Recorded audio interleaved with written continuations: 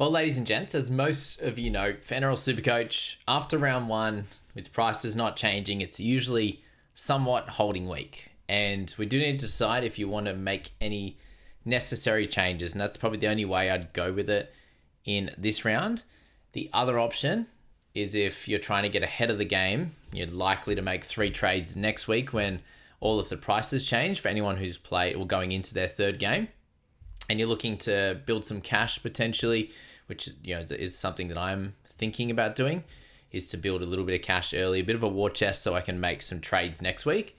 And this is the buy, hold, sell video for Supercoach, guys. And hopefully I can get you a few gems or just mention, guys, that I think you should be looking at, if it's not this week, heading into round 3 or potentially even round 4 with a few of those sides that have had a buy, with the Titans and the Storm that are going to have their one. And then obviously the Dragons as well in round 3. So let's kick it off with our hooking slot. And I personally have Mamazelis and Sanders Smith. And it's not the most exciting position, obviously, in general. We did have Max Plath with a try on the edge. We had Jacob Little get 69 in 26 minutes, which is pretty wild. The main guy I think that you should be looking at is Tom Starling with a 63. If you think that you do need to make a trade in the hooking slot, you have Sanders Smith who can move down to half, you're not happy with that section, then I do think Tom Starling would be the play this week. You can easily wait till the following week, given they have the game against Broncos. But if you're not keen on even Mamazelis and you think that he's not going to get big attacking stats and you want to make that trade from Mamo to Starling, I think that it's not terrible. It's not amazing either. And it could do a job if you want to get there another way. There's not too many other ways that you can, but that's fine also. Guys like Harry Grant, you're clearly holding. He picked up a try for his 61. He's a season-long kind of guy, and you don't have to worry about your hooking slot. That'd be the big win. Connor Watson, I wouldn't go out and buy, but if you own him, an easy hold, and I almost did start with him, change him to Hopgood, and I won out on that one by 3 points, so that was cool. And brought in Charlie Geimer as well, who is missing, and I would have had Ryan Couchman, so nothing really changed in those selections, but he's an easy guy to have in that slot. Crossland got 51, basically all in tackles, which was, whatever for him. Kurt Donahue, all base 38 for him. I think at 232k, he's going to have a pretty decent role going forward for sure. But basically, it's going to be the Starling show in the hooking position right now. For the front row forwards, Terrell May, you've got Horsburgh, both clear guys that you need to have, in my opinion. But the rest of the position's doing really well. And if you do have enough cash to get to Payne Haas, I think he's going to continue to dominate. He's cheaper than Adam Fanua-Blake as well. And you saw Pat Carrigan pick up a 63 as well and had a cracking game with the try assist also. But Payne Haas would be the guy I would personally target in the front row forward position if you had the cash available. I think he's just as good as having the Olakauatus and these types of guys in the second row forward slot. And you know that his base is going to be really strong. He's based in power. And last week he picked up a try assist. He won't have that on the regular, but he should be able to hit in the 70s just in his ability and work rate on the field. So they're the big target points. There's 2 other guys I want to touch on in Lindsay Smith and also Toby Couchman. Lindsay was all base and power for his 73, which is absolutely incredible. And he almost scored a try as well. Got knocked out in the last second. So he's a very important player for this side. And at 524k, I think you can basically hold him for the entire season if you were to buy. It's not a super sexy pick. Not a guy that has tremendous upside, but a 73 in 60 minutes is absolutely incredible, just in base and power. Toby Couchman, a 483. Looking at this situation right now, Lindsay Smith is probably the better buy at 40k more expensive without the duel, obviously. But I doubt with the front row forward that you need to change too much up there. So Couchman with the 69, the minutes for him at 70 is probably not going to come. So expect him to be in like the 50s type of scoring going forward. And then guys like Ethan Bullimore obviously scored a try. I wouldn't jump on that. Alex Twal, I would pick him over someone like Jai Arrow. I think there's, switch risk and stuff like that with Jai. They both have dual, him and Twali. So yeah, there's definitely a funky, couple of options. Fisher Harris got 61. He'll be solid. I wouldn't buy him. Emre Guler at 331. I think if he can get anywhere near that high 40s minutes, he should be able to score pretty well. And it was mainly in that defense. So they're the front row forwards I would look at. In terms of the other guys I have, I've just moved Tino into my starting side, White into the starting front row forward. He's easy to hold, but I also understand if you had cash in the bank, you could upgrade White as well. 43 was mainly in tackles on the weekend. So yeah, with White, he's a fine hold, could be sold as well. For the second row forwards, I'm very clear on holding Hopgood, Preston. If you've got Tino, obviously you're looking forward to a big game from him. Guys like Seyfarth, you could sell, but I think holding them's completely normal as well. I may not play him this week at the moment without any trades. It's White or Seyfarth for that final spot. And yeah, or Rob Toya up against the Panthers as well. But also haven't made any trades yet, so we'll see how that one plays out. Maybe trading Metcalf. We'll see in tomorrow's video when I do the trades. But let's just pretend you are trading Seyfarth or you have like a Kelma Tuolangi. He's definitely a trade out. You got some good guys up top. Satilli with the ton. Wouldn't be picking him off the bench at that price point. Hamole, I think he should have a really good 3 more games here before it gets a little bit tougher for him. And he could definitely hit another 90 or 100 in that span. If you did start with him, very, very happy days there. Yo got the try as well. At that price point, do you just go for Olakau'atu now? Do you wait for an Eli Katoa? In that Storm side, it looks like there's going to be plenty of attack available for him. Kikau got some good points on the left. I think Preston will eventually get them, and I'm sad that it went left, but yeah, that's how it goes sometimes with NRL Supercoach. Hudson Young, another great game from him, 76, a guy that should always be on your target list, but probably Olakau'atu for now. Dylan Lucas, I think, still a great player to pick. He looked awesome. And yes, the buy coming up, but a guy you can play and switch between 2RF and Centre Wing is absolutely incredible. So lock him in as a potential good buy. Jack Goz, I think you do wait. If you need to do a downgrade upgrade right now, then I understand Goz. If he's there next week, I could easily go, Geimer. If Geimer hasn't made it back to a Goz, if he scores well again, but that does include a try. Guys like Britton Nicker, I think, are going to have a massive week this week. I think he's the buy of the week in the second row forward, but at a very expensive price point, sadly. Tom Gilbert at 462, you can wait 1 more week easily with him. If you want to buy, that's fine as well. Bateman at 522, I would go for Gilbert over Bateman at this stage, but it is personal preference sometimes.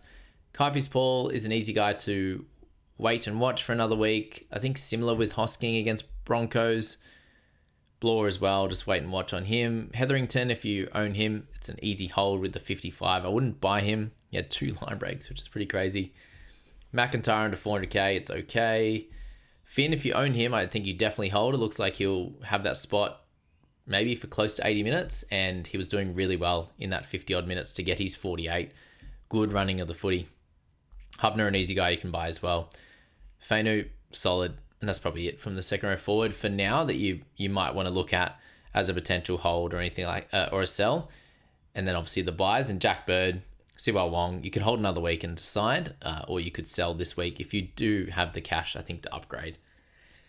Guys, you could target as a downgrade option is Tamale at 232 if you missed out on him, if you missed out on Shibasaki, if you missed out on Rob Toya. Those types of guys, if you do have someone to trade to them, then great. I'd go for that, and that could leave you some cash in the bank. And I'm personally thinking about Metcalf to Tamale and then looking at a potential second option. Trades last year was just at a point near the end of the year, I felt like I was just using them for the sake of it, and there was other times where I felt like using the trades was, looking back, more important. And I do think early on is important. It doesn't have to be this round, but from round 3, 4, 5, you're probably going to be boosting or using bulk trades, and that's an easy way to get ahead of the game, is that cheapy type of prospect. In the halfback slot, if you do own Cleary and Hines this week, I would hold steady. Hines is playing the Cowboys and Cleary's playing the Roosters, so that's one of the probably best combo you can have this week, which is cool. Humphreys picked up at 305k, picked up a 55, and he's someone on the watch list for me next week to see what happens with Duffy, and that's why I might be getting ahead of the game and popping some cash in the bank. With Tamale coming in, I think he keeps the spot, so I'm not worried about that personally. If he does happen to lose it, then it's going to hurt, but that's fine. Duffy's in there, and Volkman was fine, but I'd go Humphreys over those guys. In the 5'8 slot, I personally already have Brimson. I think he's a really solid pickup this week. Do you want to wait for Munster, who picked up a 99? Do you wait till round 4 when his price is going to change and he's done with the Panthers as well? I think that's a pretty good situation there. Dylan Brown got out of that absolute thrashing with a 73 and 3 try assists, so congrats to owners of him. It was tough seeing that one that basically he obviously created a little bit of some type of overlap, but Penasini did it all himself. Passed it to Yongi, then Penasini, he still gets a try assist. That was tough. I expect Burton to bounce back a little bit and get some attack, which would be cool, but a 58 basically in base and kicking goals was great to see. Jerome Luai, I expect improvement out of him as well as Lockie Galvin, but none of them are clear targets. Adam Dewey didn't pick up that try assist. I think Luai got it in the end, which is how it goes. And kicks goals, and hopefully if he kicks goals again, then I think you keep him. If he doesn't, then he's an easy guy that you could move on. For the centre wing, Garrick, a really good purchase. Spoke about Lucas. Greg Marzu, 513, awesome picks. I'm glad I have all those guys.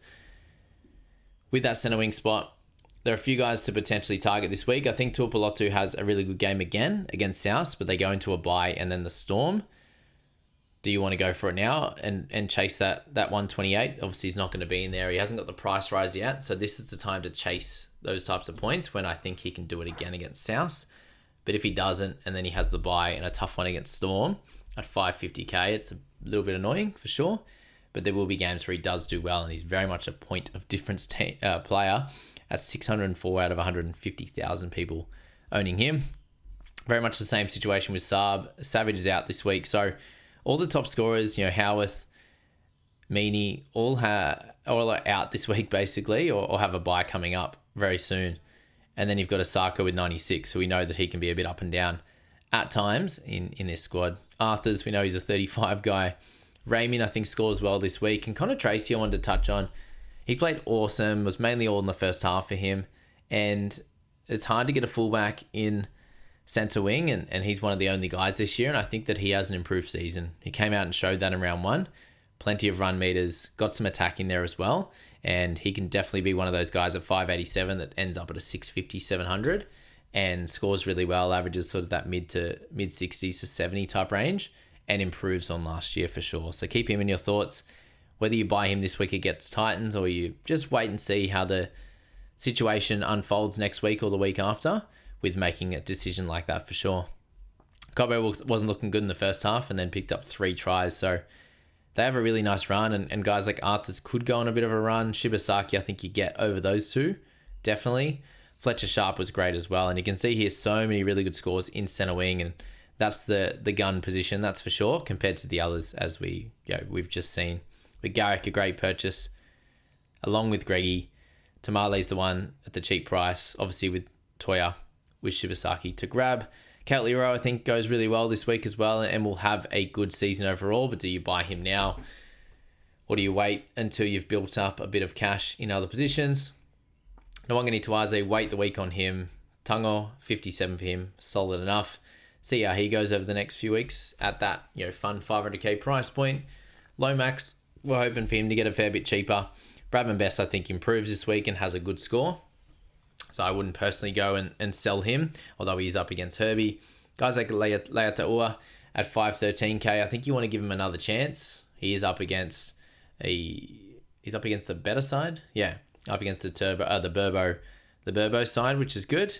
And I think we'll leave the centre wings there in that one.